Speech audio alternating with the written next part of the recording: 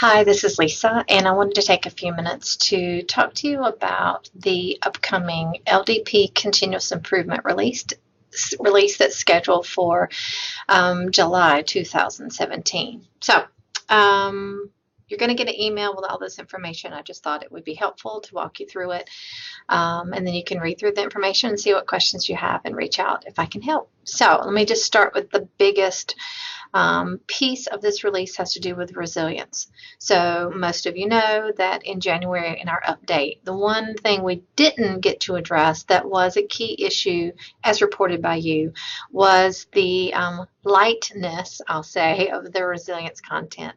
And that it totally was dependent upon the faculty and who was delivering, how much they knew about resilience, as to whether or not that really had any substance or value to the participants. And that's not an insult to anybody, it's just that we have something out there that wasn't robust enough and designed in such a way that we can all train it exceptionally well. So I hope we've resolved that issue. So we've updated the resilience every single day. There is a series of resilience videos that will introduce you to the new concept for resilience, as well as every single day's content. It's a partnership by three really pivotal people in that process: Lena Matese, Kathleen Clerkin, and Marion Ruderman, built on the backs of work from Pete Renane and Jessica Glazer, Al Calarco, Roberta Krause, and I'm sure many others. So anyway, we put this together, and this video series will walk you through the structure for the new resilience, as well as sort of a backdrop around the research and the science as we are presented. So it gives you just an introduction to the theme. In addition, you can look at every slide for the resilience each day, and there are links to resources, to research, white papers, things like books and things relative to that slide's content, as well as a script. So if you need to have someone help you think through how you might present the slide, that's there for you. I thought that would be particularly helpful for people coming in new to LDP, or even new to LDP and new to CCL. However, many of you have been training it in a certain way for a while, so I'm asking all faculty, regardless of your tenure with LDP, to review these notes in great detail. There are new narratives that weren't in existence before that I'll be asking you to put in, and probably taking out some that you're used to doing. So make sure you look at those notes. The slide, staff schedule, content guide, and we have a new growth versus fixed mindset poster that is related to all of that as well. The second big thing is social media. So you've probably seen the new posters in the classroom, which were done outside the scope of LDP. But you will see that on the slides now, there is a strip across the bottom that now carries the CCL hashtag. And we ask that you, on the morning of day one, you introduce them to the poster, the various handles of CCL out on social media, LinkedIn, Pinterest, Twitter. You encourage them to tweet or to post about CCL and their experience this week on social media, but ask if they're going to do that they hashtag us. Your local posters will also have a geotag that you can not only link to CCL Lead Me, but CCL Lead Me at CCL Greensboro or Colorado or San Diego, Brussels, wherever you may be. So make sure you pay attention to all of that, and that is highlighted first thing on Monday. I encourage you just to talk about it throughout the week. Don't forget, guys, if you're posting anything on social media, be sure and tag us so that we can keep up with all of your fun pictures and be part of the conversation as well. Because of that, there is a photo release form that is now integrated in with the medical release form. Make sure you pay attention to that. If you are going to post, if anyone was going to post pictures of participants, we just want to make sure that we know who does and does not want their photo posted on social media. So make sure you know who that is. The coordinator should look at that on Monday and alert you to anyone who prefers to not be a part of that process.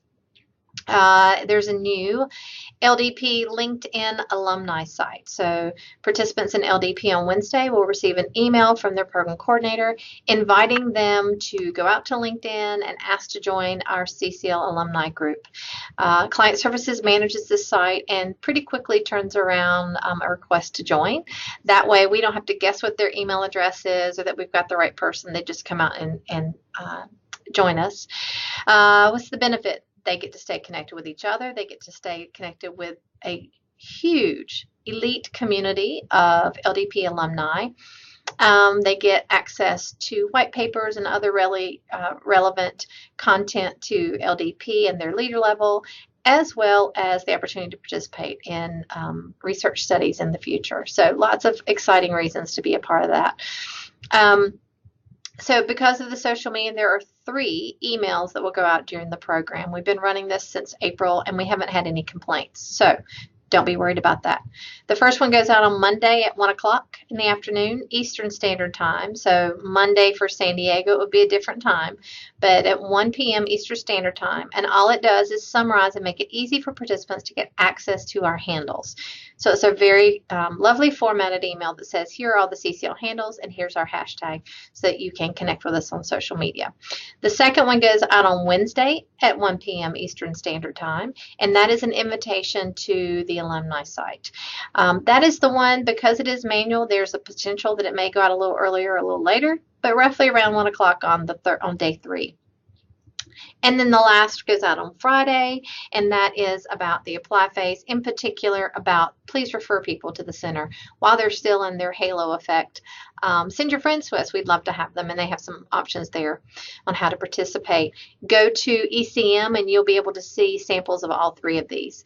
The last email that they get from us is an apply phase that goes out about 10 days later, and that is also available on the ECM site.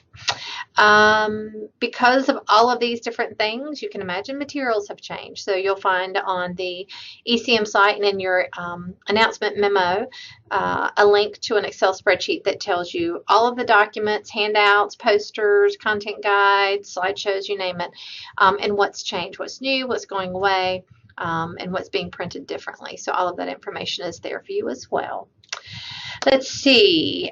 We also have quite a few adjustments on the schedule. Most of them are minor. All are highlighted in yellow, even if they are small, just to make them easy to see. So make sure you pay special attention to any notes in yellow. And as time progresses, we'll strip off the current yellow and put in highlighting on anything that is new, and so we'll let you know when that's coming. One key change of the schedule is on Wednesday, and that is we now are going to take lunch at noon instead of 12:30. The reason why is we are pulling out the OW strategies from that input piece. So typically you'd say time out of time, take a break, come back, and they teach you how come it goes the way it goes, what else is possible, and the strategies. And that is a lot for them to take in at one point. You can kind of see them going off to screensaver mode throughout the session as you're teaching. So we're pulling out the strategies, not only because it's too much for them to take then, but then they go into days 3 and 4 and debrief and lunch, and then they come back to get to the application session where they have to use those strategies. And so the time between when they're taught and when they're used is pretty significant. It's almost 3 hours. And so what we want to do is bring that teach piece closer to the point at which they're going to use it. So they'll come back from lunch at 1 o'clock. 1 to 1:30 is the teach and tee up of application sessions, and then they go into the application session. We've been testing that for a while now, and that's gone really well in all of our tests. And as a facilitator of several of those, you can see it on their faces that they're able to withstand some of the longer teach pieces much better with this. So look for that. Make sure you're paying attention to the impact. Questions for feedback, something that I think all of us, every time we've ever had to do it, have to explain it many times. Why? What's for coach and what's for peer? So we split those out to 2 forms. I know I'm breaking complete and total CCL tradition by making that form 2 things, but I did it anyway. So the first is questions for peer feedback, and that is, in fact, questions that they want to ask their peers who are observing them and giving them SBIs for the week. Boom, same thing. You'll notice the instructions change, so make sure you look at it before you try and teach it, or you'll be caught off guard. The second piece of that form we pulled out is called the Coach Session Preparation Form. Again, really rigorous instructions on the top of the page, but that is, what do you want your coach to know before Thursday? And so they have a new form for that. So there's now 2 forms, and they're noted on the schedule as to when you hand out which one. One goes out right after the 360, the other's at the end of the SBI session. So make sure you pay attention to that because that's a little different. We also updated the video review instructions for Tuesday afternoon, which I thought could use some TLC. And so we updated those and tried to segment them. I think they'll make a lot more sense. But again, before you teach that piece, make sure you read the instructions well and know what they say. But I think it will make it easier for both us and for them. And of course, anything that's easier for us is easier for our participants because we explain it well. So that's true. Posters, there's new posters. The biggest one I'll just highlight is the Workplace Big Five. Poster has been updated or modified. We took all the detailed small text off of it, and we widened the bar, those colored bars with the scale for each of the super traits. And so now it makes it a whole lot easier for a class of 29, let's say, to go and put sticky dots up and note where they are on the poster. I do know that not all campuses were doing that, and I'd like to ask that all campuses use the poster for Workplace Big Five. If you want to do something to their table groups, that's fine. But please use the one on the wall because it's very helpful when you're doing the debrief for both multiplex and OW when you have that class profile there that you can lean on and talk about and use it as a lens for your debrief. So please make sure you do that. It is being printed on cheaper paper. Coordinators should not have to peel those stupid dots off. Just trash it. It's on a cheaper paper and we'll just reprint it. Let's see, we talked about that. The last thing I'll cover in this video, and then I'm going to let you go to look through all the materials. ECM is filled with new materials now. But I want to highlight the facilitator notes. So rather than having separate documents that give you some general guidance, which is helpful, but then you go to the slideshow and you see a slide and you're like, well, what does that mean? There are no notes. How do I talk about that? What we did was we added the facilitator notes into the slideshow.